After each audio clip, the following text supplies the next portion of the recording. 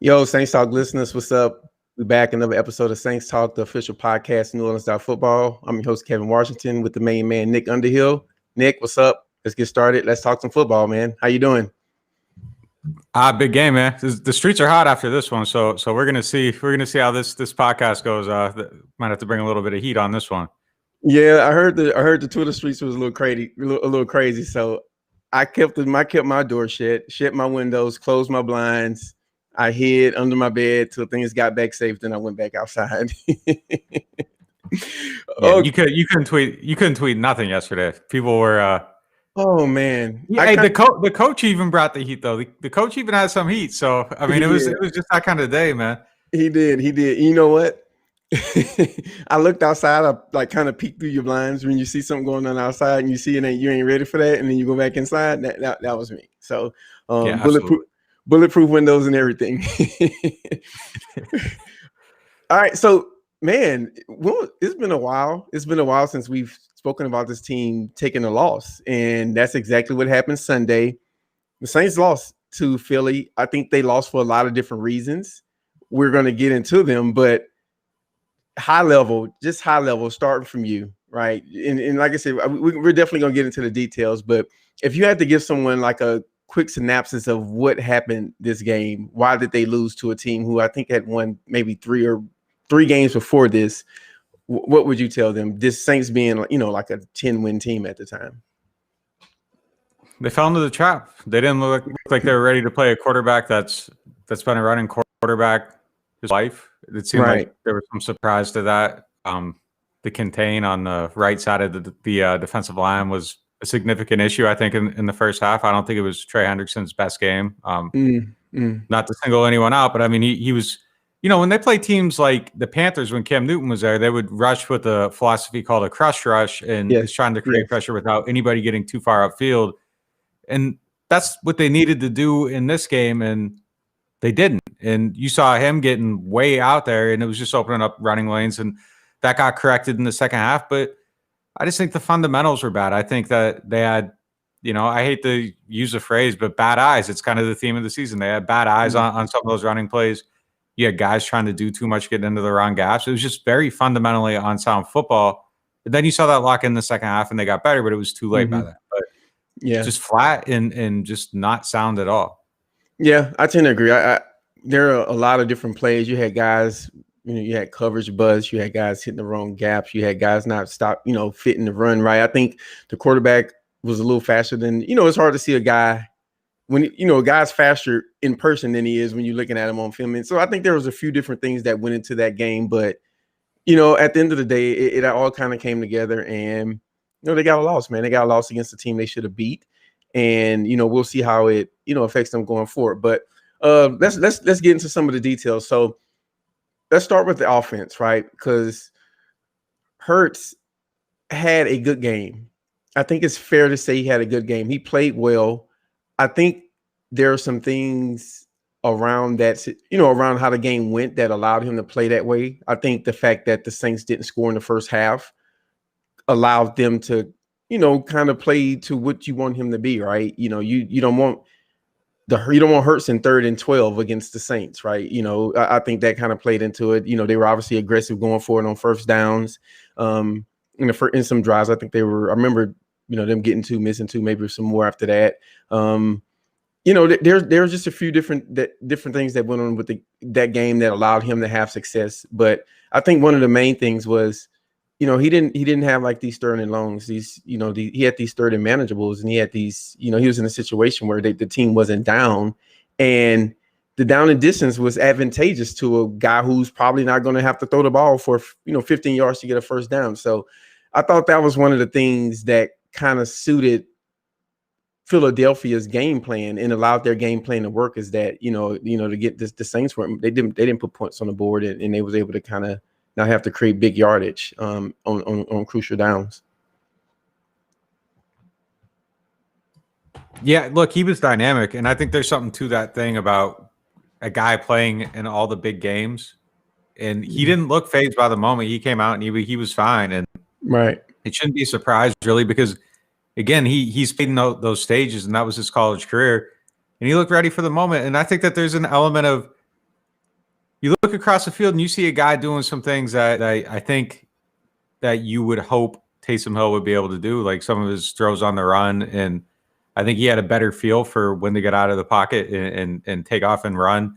You know, somebody would stunt and create a lane, and he saw that and took advantage of it quickly. And I think he just did a little bit better of a job using his legs than the other guy did. And look, maybe that's not what Taysom's trying to do out there. Maybe he's you know, being told to be in the pocket first, and Hurts's approach is more of a, you know, run to throw type of thing. But look, he was tough, and he did a lot of the things. I think that he brought elements to that game that when we were talking about Taysom Hill before his first start, I think there were elements of what he was doing that you expected them to be doing with Taysom. So, I mean, I guess right now it's up in the air, I think, at this point, if Breeze comes back. But if this were Taysom's last game, and I don't necessarily think it is, but if it were, and this is where the evaluation stopped, what are you saying? I mean, I think we know. Listen, and I'm gonna answer the question. I'm not dodging the question, but based on these games, I think we know what Taysom is, maybe at least as a player right now, and maybe in the short term, maybe over time he grows into something maybe a little bit different. But I think we know exactly who it is, right? And just one thing that I want to go back to before I answer your question is, you know, with Hurts, that guy, if he didn't see his first read, he was gone.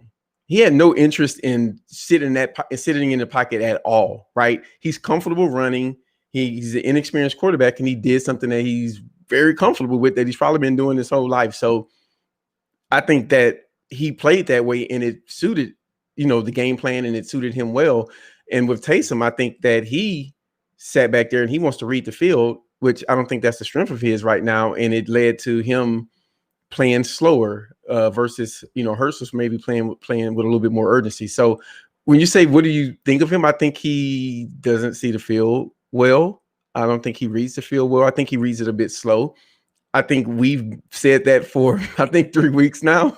So I think it was pretty evident from the first game, right? And you don't just start reading the field better over the course of a month. The head coach also said the same thing. So I think that I think we're right about that. You know, I think that he is trying to be a pocket quarterback. I think he's trying to be a pocket quarterback, and I get it. But he's also kind of taken away arguably his biggest strength, which is his wheels. So you kind of don't get the good part of Taysom, right? You have a pocket quarterback in Drew who can see everything and get the ball out quickly. Well, with Taysom, he can't get the ball out quickly, but he should be able to do some of the things that Hurts did. But we're not getting that, right? So you're taking a big part of his game, which is, like I said, arguably the biggest part, and you're throwing it out. So I think it hurts him as a quarterback. You know, I think he needs to take advantage of what he does a little bit quicker. But to answer the question full circle, I think his play as a quarterback leaves quite a bit to be desired. I'm not saying he can't get better, but right now we know what his limitations are. And I think teams can see the same thing also, right? And if you kind of throw a little bit at him, he won't be able to process it quick enough to make a play, at least from the pocket. My God, him has been a little bit hot. And last night watching the Browns, I kind of eased off it a little bit, because I think after a year, my take on Baker Mayfield was that Baker couldn't do a whole lot. And now Baker's doing a lot, and he's gotten better. And that's just kind of proof positive that there are things you can do and get better at it over time. And it's hard with Taysom because he's 30 years old, and there's a major race here. But and I also don't really know how to parse this, because there hasn't been a player quite necessarily like him that's kind of getting his shot this late into it with a team that's this good, with coaching that is this good. So do you look at him like he's 30 and he is who he is, or the things that he needs to do to get better at, will those come with experience? And I think with some of them they will. And you know, I don't think that he doesn't see the field completely. I think he sees the field slow. I think he needs to get better at reading coverage. And I think that's a lot of very young quarterbacks. When they come in, they have that issue. He's 30 again. He's been in the league for 3 years. But maybe being out there, like, you have to go out there and make your mistakes to know what you need to correct. Right. And he's making his mistakes and he needs to correct them. But like things like throwing a screen pass at 400 miles per hour, he was doing that in the first game. So somebody needs. I don't know if he wasn't told or not. I have to imagine that somebody did tell him to ease up on that. The very first screen, I think he threw, like, Alvin just swatted it away. He's like, get this out of here. Don't throw that at me, bro. So like he had to know that. So though you want to see the mistakes getting fixed. So it's tough. I mean, we're trying to race to an evaluation on him, and I agree. I think I noted last week, even on like the 3rd and 18 throw to Mike Thomas, that it was a little bit late, and he turned an open catch into a contested catch. Peyton pointed out the same thing. He's seen this stuff a little bit slow. It seemed like Peyton alluded to the fact that he would like to see him maybe run a little bit sooner in some situations. But I also think that, we're talking about a guy that's trying to prove that he can operate an offense from the pocket, that is having fumbling issues. Maybe you don't want to run. Maybe you want to find a pass. That's a difficult balance for him too. He's been hurt so many times through his career. He's probably trying to protect himself to a degree. He's not a finesse runner. On some of the, there was a run where he should have got out of bounds. He cut it to the middle of the field. There's just little things, but I think he needs to make his mistakes. He does enough well that there's see it working. He's a viable NFL starter. Right. There's 2 questions though. Like, is he the starter?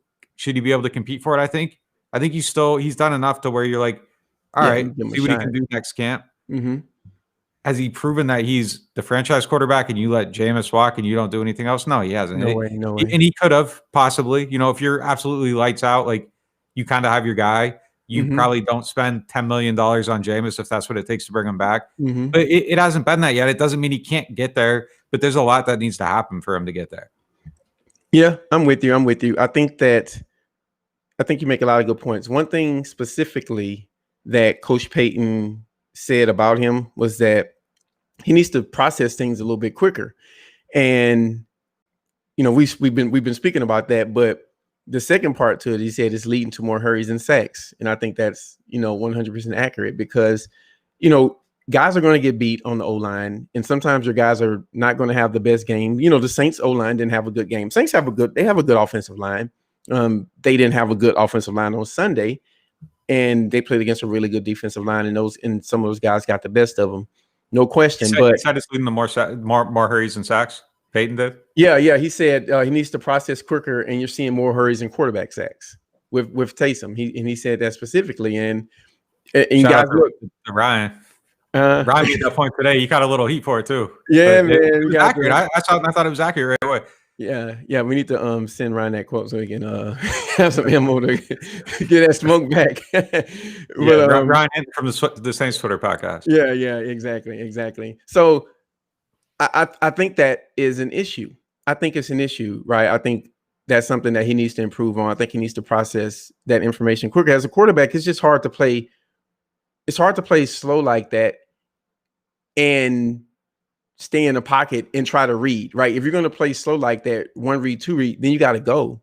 Now you got to have your mind made up, right? And so, I feel like we're killing Taysom.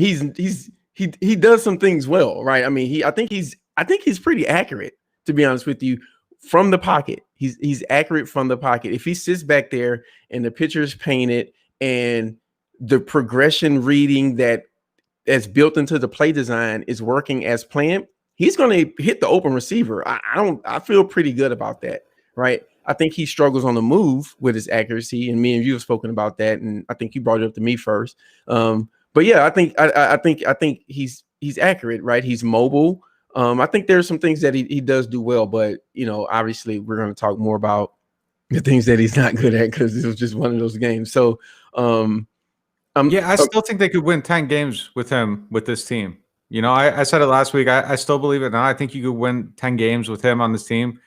I don't think it's all that bad. Like you said, he does a lot of things well, and he does a handful of things not well. And it's tough too, because we're evaluating him against one of the 4 or 5 best quarterbacks in the NFL, and a guy that was a number 1 pick that does a lot of things really well, but also doesn't do some things very well. So he's a flawed player too. And absolutely, I think in this situation, it's very easy to look at all the things Jameis does well and forget about the things he didn't do well when you're making that comparison, because you aren't seeing those things he isn't doing well, and you're kind of evaluating him through the prism of, it's the unknown. It's door number 2. You want to know what's behind there. You want to see what happens. And we know his upside, and his upside in this system theoretically is incredible. Yeah. That's the thing with it. Yeah. And I actually want to get into to Jameis.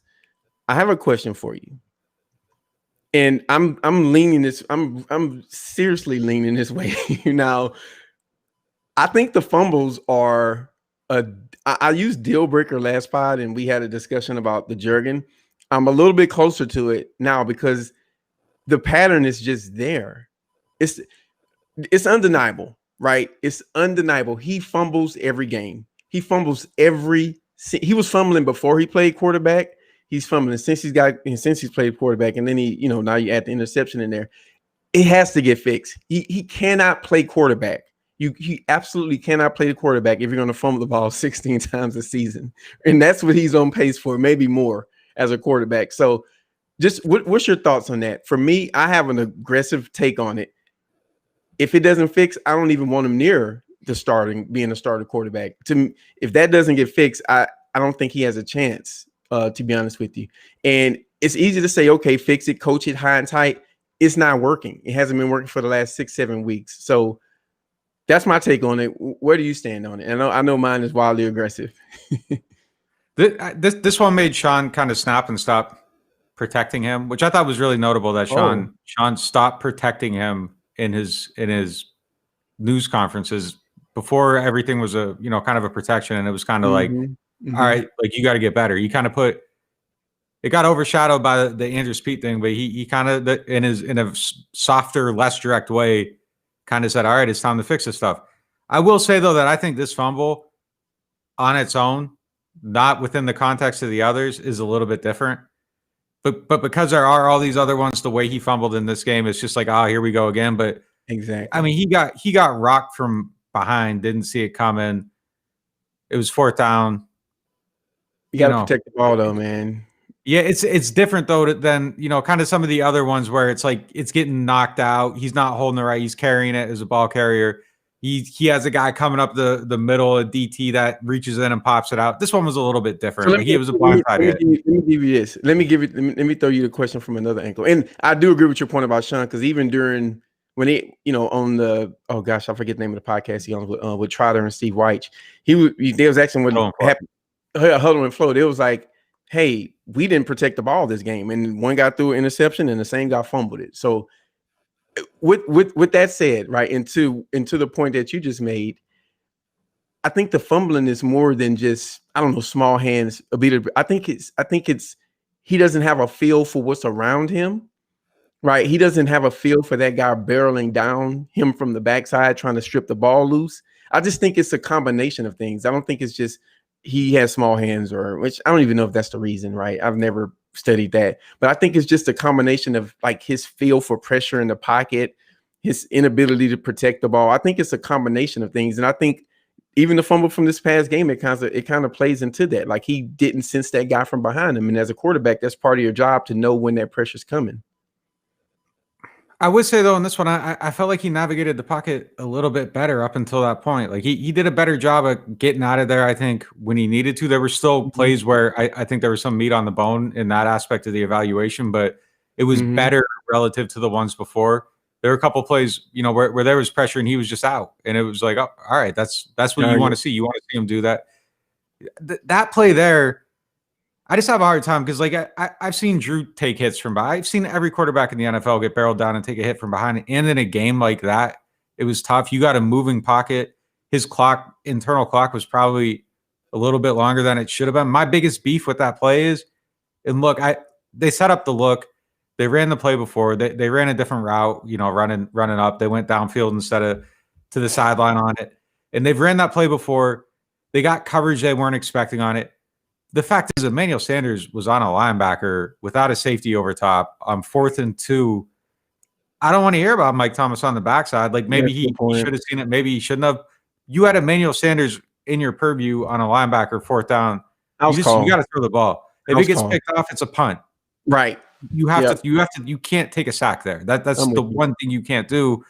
And you definitely can't fumble when you're a guy that's. Especially when you always fumble. In context, the fumble didn't even really matter. It's 4th down, a sack, a fumble, whatever. But when you're a guy that fumbles, you can't fumble. But that fumble could in another scenario, that's a scoop and score. Yes.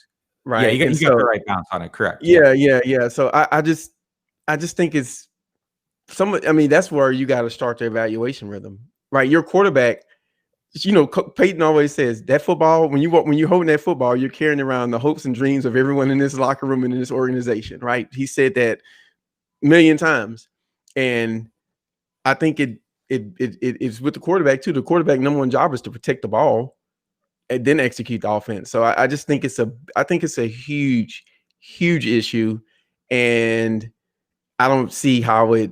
I don't know. I just know it's continuing to happen week after week, and it's not changing. It's not getting fixed. And I don't know how much patience Coach Payton has with it. Right? If you don't have those 2 turnovers, you win this game. And there are some things that happen on defense, and and one more thing, and I want to get into Jameis and some of and Coach Payton's comments about him, but I thought this game kind of gave you a chance to look at the Taysom Hill experiment without the defense playing great, and just kind of see if a quarterback can carry the load, because that happens sometimes. As good as the defense is, a team is going to put points against him. And so I was kind of hoping to see him kind of put a little bit better, some better play on tape when the defense is not dominating. And a touchdown in that half could have, they could have won that game, right? So I just think I think it was a bad showing for him.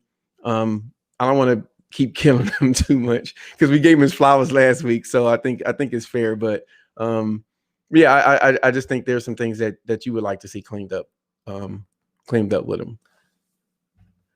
So I think that's fair. Yeah, I mean, yeah. I think it's fair. It's definitely there's a situation where things need to get cleaned up. I do think that some of the commentary has swung extremely negative, though.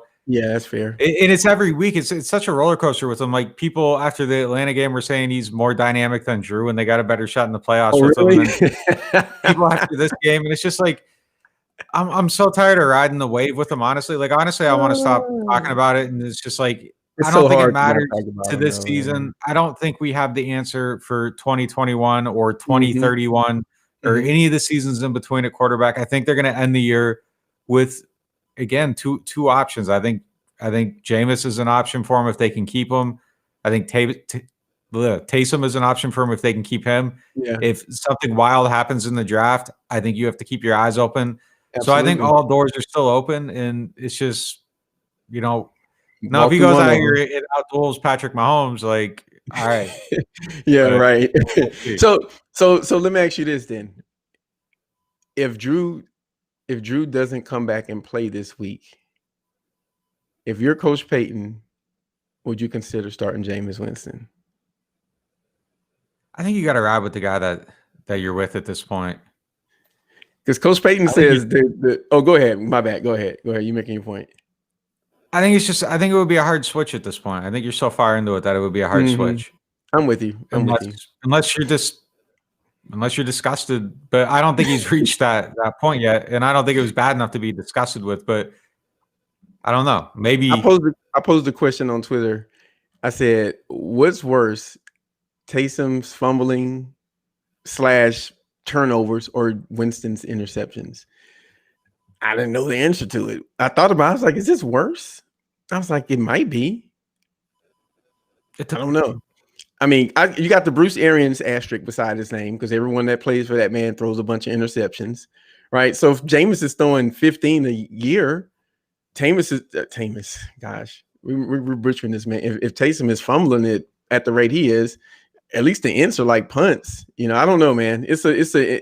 I don't know the answer to it, but it's just an interesting thought, right? Like, we got this notion about Jameis and this interception, and if it wasn't for his interceptions, he'd probably still be the Bucs quarterback. But Taysom has a problem that you can argue is just as bad, right? So I don't know. It's just something to think about. It's part of the evaluation. But it depends how many interceptions we're talking about. That would be the caveat. How many are we talking about? Bruce Arians, because like I said, I think Arians just he has an offense that is shown to lead to interceptions. Every single guy. I mean, if it was one quarterback, cool, but it's Tom Brady, Hall of Famer, who doesn't turn it over much, interceptions. Andrew Luck, Ben Roethlisberger, those guys' interceptions went down after Arians was no longer the coach. So those are 4 Pro Bowl quarterbacks. I don't know if Winston never made the Pro Bowl, but good quarterbacks. And there's a theme there. So I don't know. I maybe take away, I don't know, a quarter of them. I don't know how many, but it is something to it though, right? Yeah, I think the big thing and this is the impossible thing to answer, and it might not be an issue, and it might be an issue, and you'd have to see it to know, is can he go back to an era mentally before the Bruce Arians thing, before he was a guy that lost the starting job, that had to sign for $1 million, and then his next time he's playing, he's auditioning for quite possibly, the keys to the Bentley. Yeah, and if it goes poorly, how many chances does he get? How does another team give him that chance, or is he kind of stuck in that Ryan Fitzpatrick thing? And then every time he makes a mistake, so I think he has like one good shot to go out there and just kind of do his thing and kind of just make everybody say, okay, the Bruce Arians thing was weird. You never really had that great of coaching there. Wasn't the greatest situation. Maybe it was circumstantial, and then you move forward. But yeah, you'd have to see how he handles the weight of that, and that's kind of the big unknown here for me. Yeah. And like if he makes a mistake, does he unravel?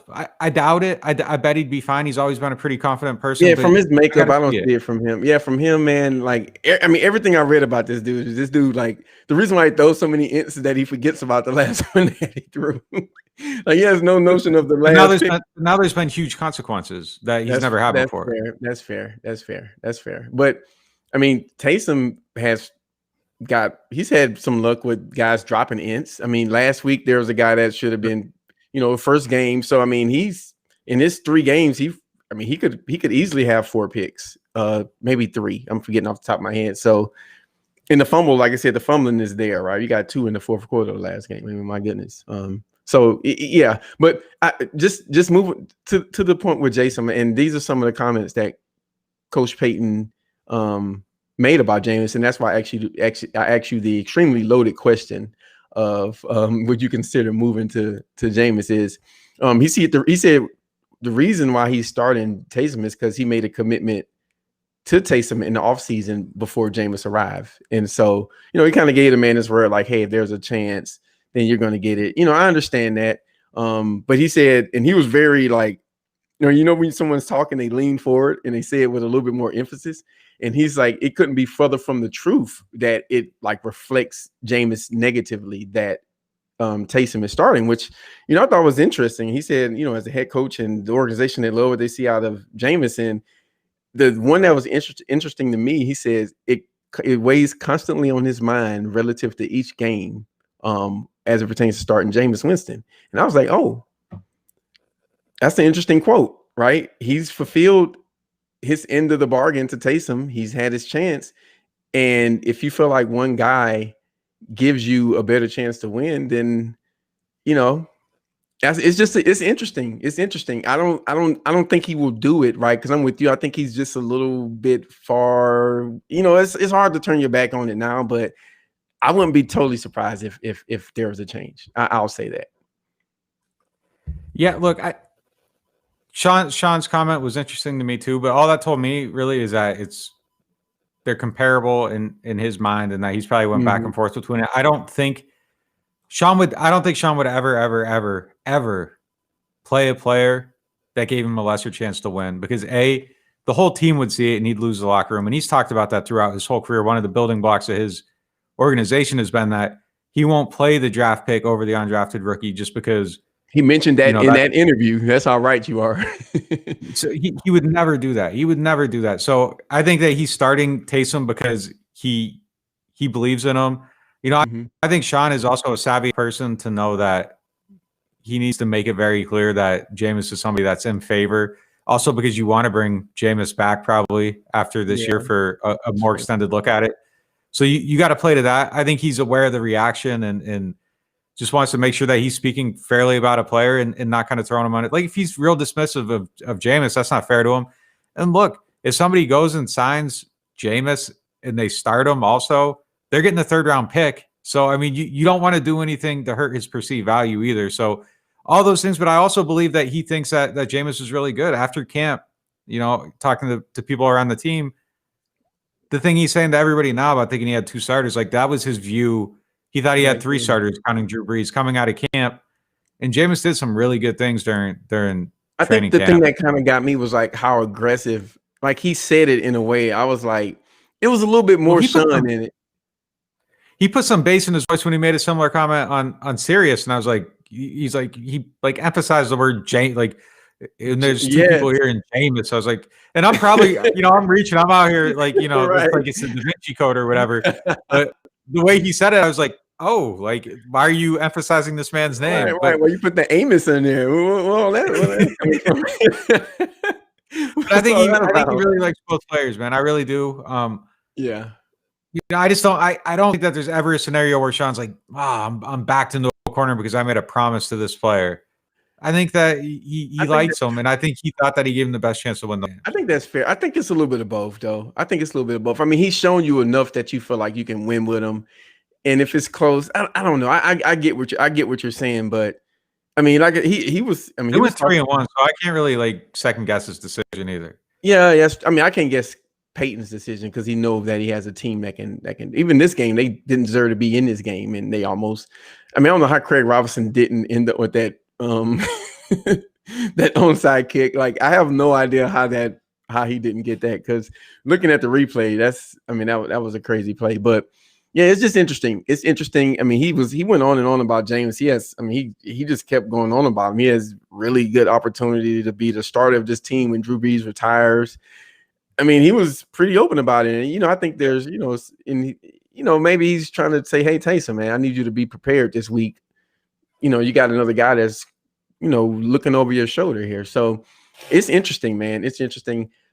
I'm with you, though. I think these games matter, right? These games matter. This isn't preseason, and the seeding is it's up for grabs. And so I think he does want the guy that's going to give him a chance to win. And, I understand why. And, they asked him about the seating in there too. And he was like, hey, man, whoever plays at home is going to be playing in front of crickets. So, and he said the record for road teams are better this year. So he kind of dismissed it a little bit, but you still want to, be playing early. Yeah, you still rather be playing early. So I don't know, man. It's going to be an interesting offseason. But I know that. I mean, I'll just say this. I'm gonna reiterate this. So, like, if it was clear that Jameis was better than Taysom, like you lose the team. And Sean's a savvy enough guy to do that. He's not gonna play. I think everybody knows that Sean likes Taysom a lot, and that's his guy. I think we all kind of look at it from where we're at and say, oh, like, that's Sean's guy. Sean likes his quarterback. Sean scouted him. He brought him in. He's developed him. It's somebody Sean likes, but I don't think that Sean can start his guy over somebody that's visibly better to the team. And I also think that Taysom knows the offense better, and I think that's a factor too. Right. Knowledge of the system and the ability to do more, I think, just even outweighs talent. So you could think one player has more talent than the other, but that doesn't necessarily, if he's not as prepared as the other guy, it is what it is. So I think there's just a lot of factors here, but yeah, I'm with you. Going to your original question, I don't expect to change, but like if he were to put Jameis in there at some point, like my head wouldn't I wouldn't be like, like, oh my God. Like, it's just, it wouldn't totally shock me. And I'm still expecting at some point for them to like put both those guys on the field and do something crazy. Like, I'm still waiting every week for like some of these crazy Taysom things. They're probably never going to come. Never. But yeah, you had your chance to pick them out. That's going to be the biggest shock if we get to the end of this, and it's just like, so he didn't even run a read option. Like, you know what I mean? Yeah, I know, man. It's crazy. You and I were talking about it, during the game, and I just think it's so weird that they don't use him like a running quarterback. It's just the weirdest thing in the world to me. Like, it's not a lot of design runs, and I think maybe the fumbling has to be part of it. I just think the fumbling injuries. Yeah. Yeah, I just think, and again, if he's hurt now, Trevor Siemian is your backup. I think that's who they have there now on the practice squad. So yeah, I get it, but man, it's like you're taking the thing that's like taking away Drew Brees' accuracy or something. I don't know. It's like your best trait, and you can't really take advantage of it. And I just think it limits him, because if he, again, this last game, if he just read runs, they win. They're able to put some points up in the first half and kind of allow the defense to kind of get back get back on their toes. And so, speaking of defense, let's get into that. Hey guys, by the way, Nick, there's a film study up on the website, NewOrleans.Football/subscribe. Go there and pick a tier. Yeah, Nick watched the film to the game. He got a post-game article there. There's also a film study article there. So if you guys I know with the film study article, he actually went and showed what happened on every pressure and how Taysom handled it. How long was the pressure? Was it immediate or not? Super detailed, and he did something similar with the defense. I'll let you guys go and figure out what that is. But go and check it out, man. It's a good read. It's a good article. You'll know exactly kind of what happened with the game and why why said quarterback from the Philadelphia Eagles had a good game. So moving on, defense. What happened in specifically the first half, right? They seemed a little leaky. They gave up. 55 games without I think it's a silly stat. But 55 games without a 100-yard rusher. They gave up 2 this game. Guys are in wrong gaps. Guys are busting coverages. Guys are not fitting the run right. I mean, who was this team, right? What happened in the first half, and why didn't the defense come to play? Yeah, I don't like that stat either. And they gave up 2 of this game, so that one's officially Major League. Yeah, it's gone. It's gone. They don't have a good run defense now, by the way, though. Everything else they did all season is mute because they gave up 100 yards. It's so stupid. Their run defense is still good. But look, I'll say there's a reason that stat existed, and it was because they were good enough and organized enough playing the run that they typically didn't give up 82-yard runs and big plays like that. It's a symptom that the 55 games is a symptom of having a really good run defense. But if you give up 100 yards to one guy and he averages 3.2 yards per carry, and they don't do anything in the passing game, that's still a successsul game. It's just game, yeah. So whatever. That's 3 yards per carry. Right. Good job. Yeah. Lost. I mean, they just weren't organized in this game, and I think the 82-yard play was a good example of that. It was just Quan Alexander, who I think has been really good, and he's been a good player for the team, and I think he's a great addition, and I think he'll continue to be a great addition. He just tried to do too much on that play. He cut it back, went through, the gap closer to the center and let him get through the other gap. And it wasn't his assignment. He was supposed to hit it on the other side. He thought he was going to get blocked. Yeah. He shot around and tried to, make a heroic play.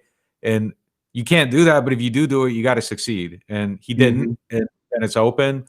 Malcolm Jenkins catches a stiff arm down the field. He shouldn't even have had to face that, though. So right. I'm not even putting it on Malcolm Jenkins at all. Like, it was a mistake up front. It was a mental error, and those are the things they haven't been doing recently, and those are the things they don't do in the run defense, and that stuff was happening. So that's how it went down. Yeah. I just thought that. I mean, that's just uncharacteristic of this defense. Just to see a guy running down the middle of them like that, I was like, wow, this is like all the things that can't happen for you to lose, turnovers, explosive plays. They did it. You spoke about Quan Alexander he hit the wrong gap, and now the guy's running down the middle of the defense.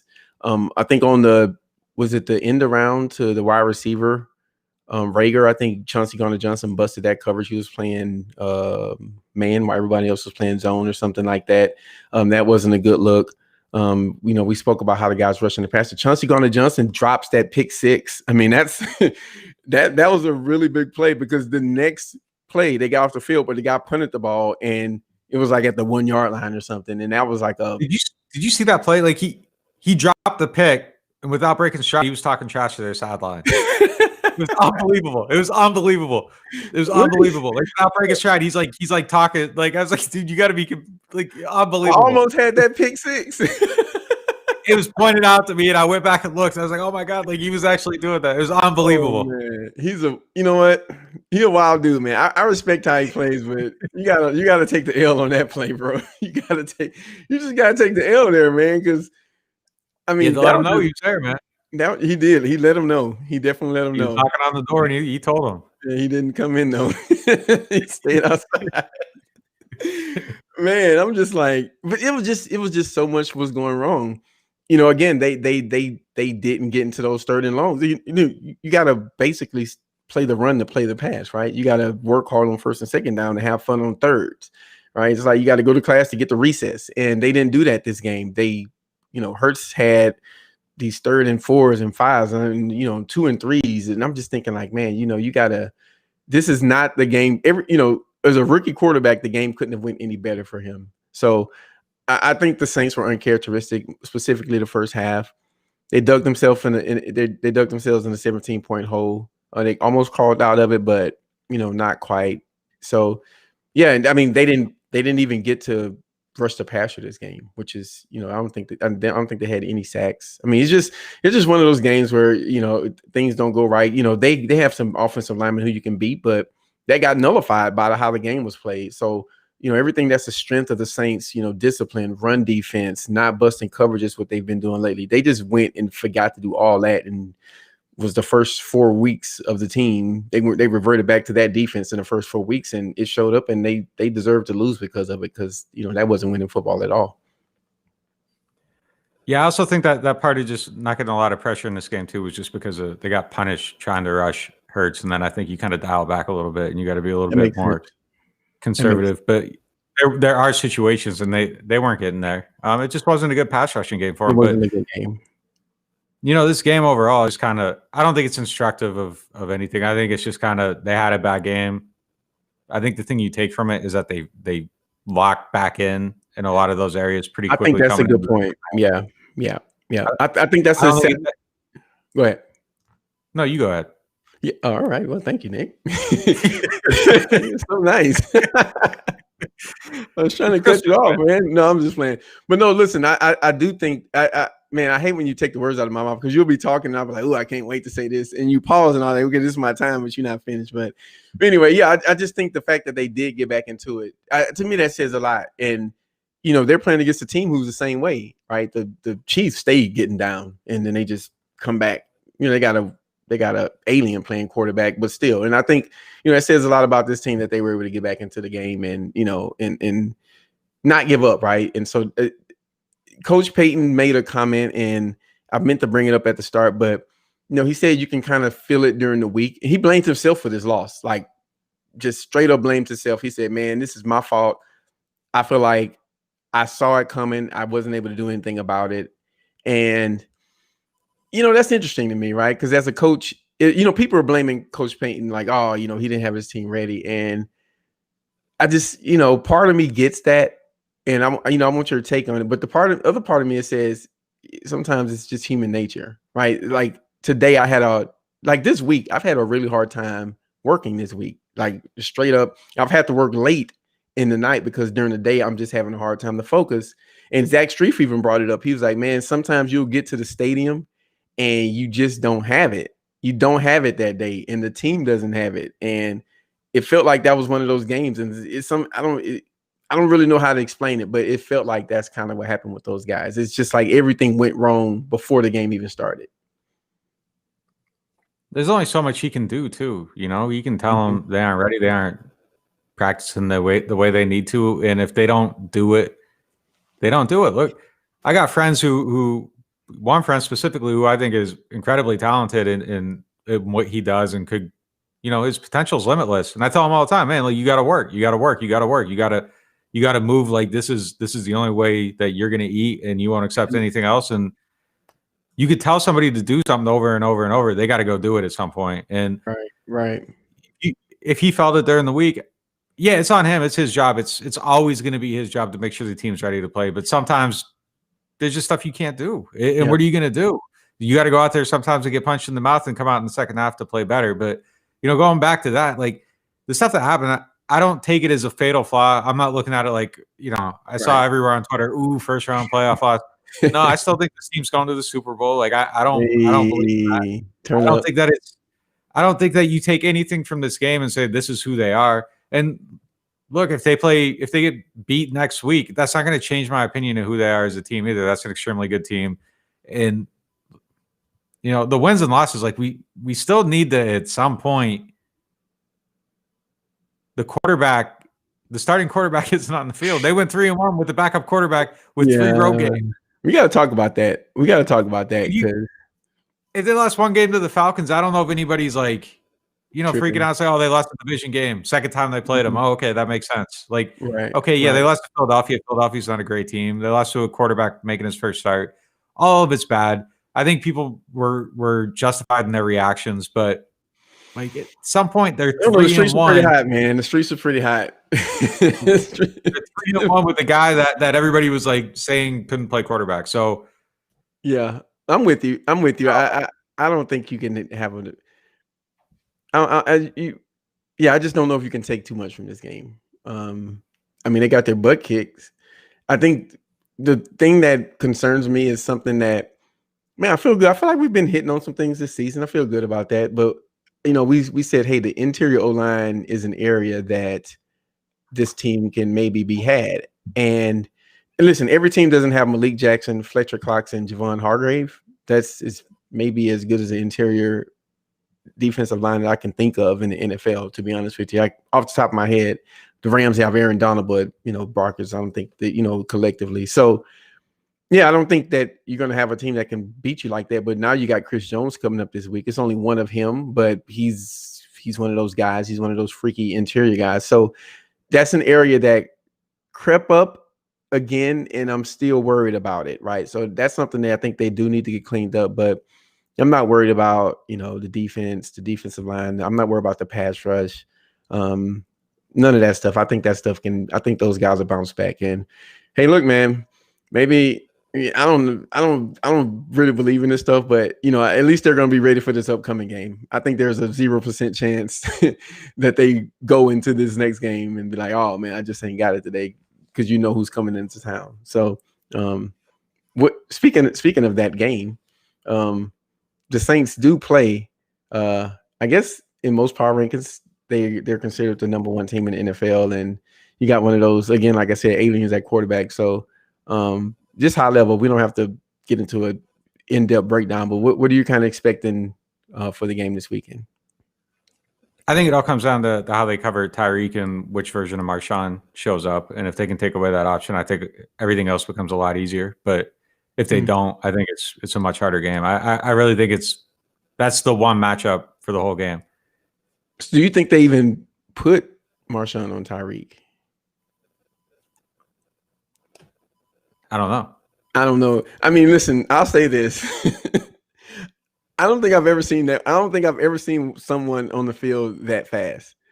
I don't know if I've ever seen a receiver with that much field speed in my time watching NFL. I was just watching this dude run, and it's kind of ridiculous. It's kind of ridiculous. If I'm a defensive coordinator, I don't trust anybody to stop that guy one-on-one, because if he gets one step on you, Mahomes is throwing it. I could see them maybe doing something similar to what Belichick does. He's put a cornerback on Kelsey. I could see him saying, all right, we're going to take away Kelsey and we're going to double this other dude every play. And good luck, Sammy Watkins and Harden, and I think there's this Williams kid and whoever else. Good luck on beating us. But personally, that's what I do, because I don't think Marshawn can stop Hill from getting over the top of him. And that's not an indictment against Marshawn. I don't think anyone can stop Hill from getting on top of them. If he's coming out that inside slot and he's running cross field, he's lined up at the Z, you can't even put your hands on him. Not inside side of the Z, but basically you can position him in a way where he's not going to get pressed, and he's like in a inside split to a wide receiver. And I think I saw Kansas City run that play this weekend, and I was thinking, I don't really know what the defense should do in that situation. I have no idea with one cornerback on them. So that's a long way of saying the defensive plan this week is going to be really interesting on how they cover that dude, because he's different than anyone that they've played this whole year. Yeah, I mean, he had trouble with Ridley, so he might have trouble with Tyreek. So yeah, I don't know. I don't know what you do. Whatever guy he's on, he needs to take him away, though, because then they're paying more attention to him. So he's just been so inconsistent the whole year, and it's the hardest thing to evaluate with this team. You don't know which version is going to show up. This is the type of game where he would typically have a really good game. Yeah, but I don't know how things change for you. I don't know if this is a jackrabbit game for him. It's his time to shine. You do have the matchup ability now and the flexibility to do some different things. But wherever he's at, he needs to play his game. He needs to be. He needs to be elite Marshawn.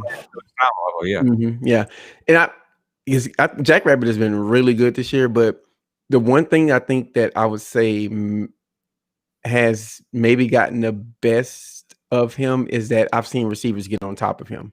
Now, all of them are not completed, but even this game, I think one of the receivers kind of got on top of him. You kind of see it like maybe one play every week, every other week, where a guy gets behind Jackrabbit. And if that happens this game, it's a house call. It's a house call. So I'm for the bracket. Listen, if you got to, the Saints have been stopping the run with a 6-7-man box all season, right? They feel like they can stop the run with that many guys in the box. I'm playing coverage this game. I'm not letting that guy get on top of me at all. I'm not letting Hill get over the top of any of my defensive backs. Watch DA do the exact opposite, and it works because that's how these things work. But yeah, I'm so interested in seeing this, man, just because I can see them saying, Marshawn, take away Travis Kelce, please. Everybody else stop Hill. Everybody else do your job. But yeah. If you decide that you're not going to let this one guy beat you, just don't let him beat you. But yeah, and especially if Drew doesn't play. I don't think that there's a good matchup either way. Like there's a logic where you say like Marshawn has 4.3 speed, and if he gets beat, at least maybe he has a chance of. But nobody's running him down. But no. There's that dude is so fast, man. It's like who can turn and go like off the line quicker out of the guys. Yeah. There's not who's not going to get beat by his double move. I don't know. Like there's not a human on this planet that is stopping that dude once he gets going. I mean, yeah, I'm sorry, man. He's just I'm trying to laugh it off, but he's I was watching him this weekend. I think it was it's the end of round, and I'm just thinking, man, like it's no chance. It's like you have to get someone to get him to stop, change directions, and hopefully a couple of guys get there in time to slow him down enough for you guys to gain tackle him. But it's like during camp, like you'd watch Deontay and like how guys would try to cover him, and like it was just there was no way to be in the right. And these are open plays, so you aren't playing any other coverage. Yeah, there's no good answer. And now you're talking about a guy that's 40 times. It's the peak profile of that player. Yeah, you see guys playing off, and they're just getting killed. Oh, there goes the crosser. Like you're done. They try to jam. It's over. PJ tried to jam him on one play, and it was the most decisive one I've ever seen. You wrote about that in the article. Yeah, I wrote an article. I remember you wrote about it, and you asked PJ about it. Yeah, PJ's just like, man, but like that's Tyreek. That's Tyreek. He is like you better you have to like you. No, there's no contact. There's not a jab. Like if you punch him, you got to hit that haymaker, and he ain't going. Yeah. He got to listen. If you miss the jam, just grab him, pull him to the ground, take the 15-yard penalty, and move on to the next play. Like I'm serious. Like if the guy looks like he's about to run by you, trip him. Just because he's gonna Mahomes is gonna throw it.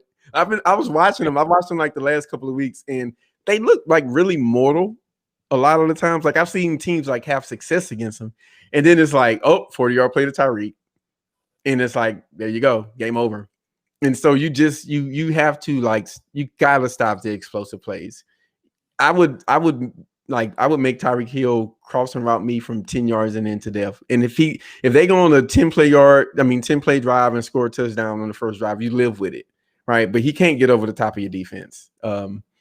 It just can't happen, man. But he's fast, man. He's so fast. He's like ridiculously fast, man. So all right, hey, you want to get into some questions? Yeah, we can get to some questions. All right.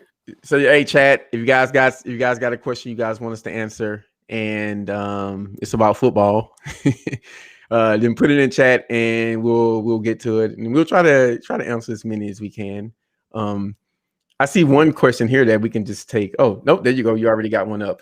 I'll pose a question to you. How do you quick fix the interior O-line? I believe that might be the reason that prevents us from getting to the Super Bowl. Good question. I don't believe that there is a quick fix. I think they're kind of just stuck with who they have right now. Nick Easton had his second concussion. They brought in Omama, who I was surprised that was like as weird as this sounds, like I was surprised he got cut and like wasn't. Where was he before? Remember? Oh, you mean this preseason? Oh, I get it. Yeah, I get it. Yeah, I see what you're saying. I thought he had a good camp. Mm-hmm. I thought he gave them good experience, good depth. You know, they went with other younger guys. They got him back, Yeah. so nothing lost there. But yeah, that was one of the bigger surprises to me. But I think you're kind of at the spot now where you're rolling with the players you got, and the quick fix is just to block better. I wish there was an easier answer for Cesar Ruiz, but like that's it. He just has to play better than he has. He's just got to lock in, be consistent, be fundamentally sound, know what he's doing. Mm-hmm.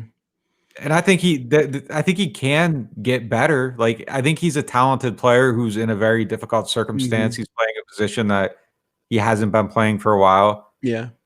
But the quality just has to be better. That's it. Ruiz is not a good guard right now. I mean, I don't want to like come down on the rookie like that. All right, guys, get your questions in. I'll say, what is Big War Daddy doing? He opted out. He's taking the year off. Yeah, he's probably like 375 right now, man. But yeah, I'm gonna go on a little. I'm gonna go on a little side thing here about. Go ahead. Pete too, like, and you just brought up War Daddy. The idea of not paying Pete this offseason would have been a massive. It would have been a massive mistake, and I understand why Sean's calling him out. Like he blew his screen, that was bad. Mm-hmm. I think he got a bad break on his first pressure he allowed. It was 3.47 seconds into the play. That's a long time to hold up a bull rush. So there's things hitting him that way negatively that really aren't probably negative plays when you boil it down, but it's optically a negative play because you see him giving up the pressure. But some of those circumstances change a little bit, and not all situations are the same. The way he loses is so bad, though, and you see it every time. That's what it is. I mean, it's almost a meme at this point, like him sitting behind and looking back at the play. Yeah, man. He loses really bad. Yeah, he loses really bad. And I think he's on the ground too much for me, for my taste. And I think he tends to lean. I feel like he's one of those waist benders. Yeah, over his toes, yeah, exactly. He's always reaching instead of, kind of being, kind of having a solid base. And so he has moments of dominance, but if you have 3 or 4 terrible blocks a game, then that's they stop big plays, and I definitely think it's gonna lead to a certain narrative, and it's gonna have the head coach calling you out. I mean, listen, Sean Payton said he needs to play better, so he didn't play well, right? So coach called him out. I mean, the coach calls you out. Yes, you didn't play well. Ain't no way to film study that one. So, but I don't think he's bad as people make him seem. I do think he's a better player than most fans think, but he does have his struggles. Yeah. I questioned the contract when it happened. I don't think that this season has definitely changed my view on it. Time, the circumstances, I understand it though. You let him go. They were done. Like War Daddy was gone. He was Nobody out. signed him either. And look, I know he made the announcement, the COVID thing, but it wasn't like we didn't hear reports before that. Offers. Yeah, Mm-hmm, they might have existed. We didn't hear about. I'm just saying from what we heard, like, yeah. The NFL opted him out, not him. He just saved a little face. Yeah, but I think that he probably would have actually got a job. But yeah, I mean, the money probably wasn't there, and it was just like, I'm not going to go through all this for that. I'm with you. And to close out on Pete, and just to get to the next question, I didn't like the number on the contract, but I was cool with the signing, if that makes any sense. Yeah, I agree. I felt like they needed the player and the numbers. Yeah. Yeah, and then because I think some of the other guys they may have signed, like was it Looney, the guy from New England? Am I saying his name right? Like he got franchised, and then I think Glasgow, the brother who's on this team, got signed early. So I think they kind of went with Pete, and that's what happened. All right, next question, Marco. Hey man, what's up? I know Marco. Who is more important for the game against the Chiefs, Marshawn or Marcus Williams? It's a good question. It really is, and it's like a 1A and 1B for me. I still think it's Marshawn because they have so many weapons that this is the type of game where you need your guy that can take somebody out of a game or hold his own in a game to do one of those things, and that's who he is. That's who he's supposed to be, and these are the games where he's got to do that. But with the burner, like. Yeah, I'm not putting Marshawn on him. I'm sorry. I'll answer the question this way. What's the game plan right? Because if Marshawn is on Tyreek, then I don't even know. Even if you put Marshawn on Tyreek, I don't even know if you just saying Marshawn, you got Tyreek. Like he may play him with help. I could see that being the case. Hey man, you're on Tyreek, but we're going to keep a safety on top of you. So I'm with you. I wouldn't, but I'm not saying they won't, right? I would put Marshawn on maybe, like I said, Kelsey or something, right? Just give him a matchup that he can lock into all game. I'm totally like if he's off that, he's got to handle that. So then, because if you're saying we aren't letting this guy beat you and we're going to move our number one, our supposed number one onto somebody else, then he needs to do that. He needs to handle that. And he can. Look, everybody else on this team, he can, but he's got to do it. If he's on Kelsey can't be 7 for 89. That's you gotta. Yep. Yeah, I'm with you. So that, Marco, that's a really good question, but I think it just is so dependent on the game plan and how they deploy their defensive backs. Because if you're saying Marshawn, Tyreek is yours all game, I got to go Marshawn, because after Marshawn, you don't really. I mean, they got guys that can get on top of you, but Hill is the one that scares you. So yeah. All right, question for you, Nick. I hear Taysom Hill has a strong arm, but also hears deep ball criticized. Which is true? That's an interesting question. There's a good answer to it, but go ahead. I think he has a strong arm. I think he has strong velocity. I think he sees things down the field a little bit late and ends up underthrowing some passes. Even the completion this week on the deep ball was a little bit underthrown. So I know. I think it's both things are true, and I think he just needs to see the field a little bit quicker. And I think that the strength of his arm, which I don't know if it's necessarily like a strong armed quarterback is line number one in his scouting report, but he has a strong enough arm to throw a deep ball. And it's solid. And it's definitely, I think seeing him throw the ball down the field makes you realize what Drew doesn't necessarily do anymore. Yeah. And I still think Drew's fine and he can win without it, or win with what he has rather. But I think that, the ability to dial up some shot plays is different. And you see that, but he needs to see them a little bit quicker. They've worked a couple times, but I think both his big passes down the field, little underthrown. Always the Manny, man. Always the Manny. Now that I think about it, so I think Taysom has a good arm. I'm with Nick. He's not in that tier, right? You got this tier of Josh Allen, Mahomes, Wentz, and these guys who can just throw it anywhere. It's only like Matt Stafford's in that category too. That dude can throw a football anywhere in the world. Flacco probably still has a big arm. He's a tier below those guys, obviously, but he has an arm that is strong enough.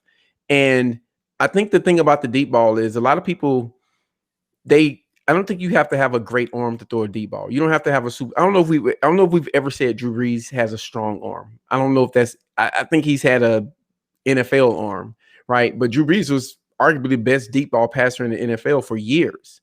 Because the deep ball it's more than arm strength, right? The deep ball it's about timing. It's about ball location. It's about arc. I mean, look at Russell Wilson. Oh my gosh. I mean, that dude, I swear he must touch the moon every time he throws the deep ball. And I keep thinking like, man, someone's going to pick off one of them one day, and they never do, right? So I think the deep ball is about like your arc, your timing, when you throw the ball and where you locate the ball. Because like I said, with Russell Wilson, he puts a lot of air under those balls, but he throws it to the place where his guy can get it. I mean, he's got an alien on his team catching balls too. So I think Taysom it's more about timing. I would even say the where he's putting the football is good enough.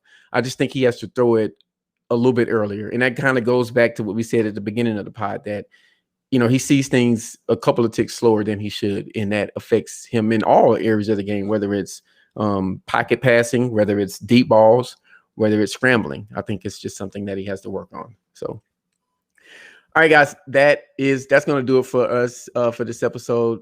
Shout out to the chat. Thank you guys for showing up. Thanks for the questions. We want to remind everybody to go to NewOrleans.Football /subscribe. Pick a tier that works best for you. You guys can see a couple of articles on the website now. Nick is always feeding us. He keeps us up with everything. He reports on the practices, goes to the games, write the articles, watch the film, the All-22. He's got access to some football magic that he never tells anyone about. So make sure you guys are supporting, make sure you guys are signing up, and and tell a friend. So with that said, you guys stay safe. Thank you guys for listening. We'll see you next week. We out.